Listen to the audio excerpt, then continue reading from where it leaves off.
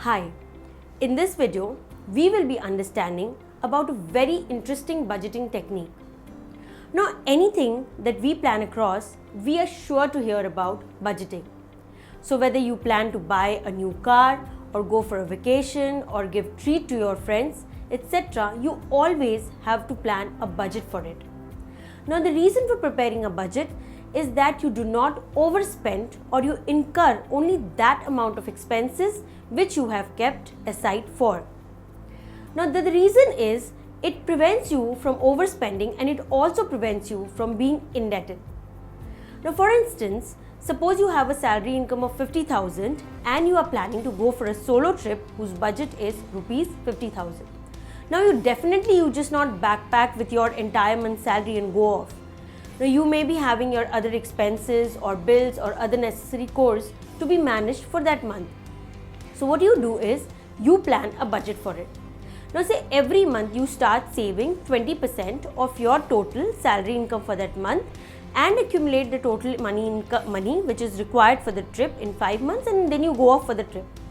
That is how you should work. Now, the basic problem which all of us face is what should be the exact percentage of allocation of our income. We will understand the difference between needs, wants and savings in the later part of the video. For now, we will understand a very simple rule called the 50-30-20 rule, which provides the thumb rules for the budgeting. Now, keeping in mind the example of the salary income that we took before, which was rupees 50,000 a month, we allocate it as per the rule of 50, 30 and 20. So here what happens is, according to this rule, we allocate 50% of our income to our needs, so which comes to rupees 25,000.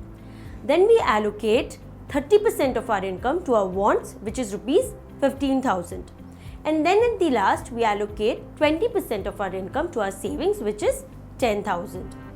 Now, quickly understand the difference between the needs, wants and savings. A need is something that you cannot survive without. So, for example, like paying rent for the house you stay in, electricity charges, paying for your debt or paying for your usual grocery, etc. It is something which you cannot ignore and avoid. Want is something that you don't need actually, but you desire to have. So, for example, you want to watch movies or you want to take subscription for Netflix or you want to go for shopping, etc. So, that comes under your want. So, you can always postpone it or you may not just have it ever. Now, here is where the problem lies when we talk about savings. Now, most of us, what we do is we ignore the savings portion and add them up in our want category to fulfill our immediate unnecessary expenditure. So, in that way, if you do not allocate the right amount, right percentages, the rule is ignored. You need to follow the 3% religiously to opt for a successful budgeting process. Now, for initiating the savings, what you can do is you can keep the money in savings bank account or keep the money in a bank deposit or use it for making some kind of investments in stocks, shares, mutual funds. So, do not keep it idle or do not keep it with yourself. Now, one thing that you should always remember is that it is definitely not necessary to follow the exact percentages in the rule, because the same rule which works for me may not work for you as well.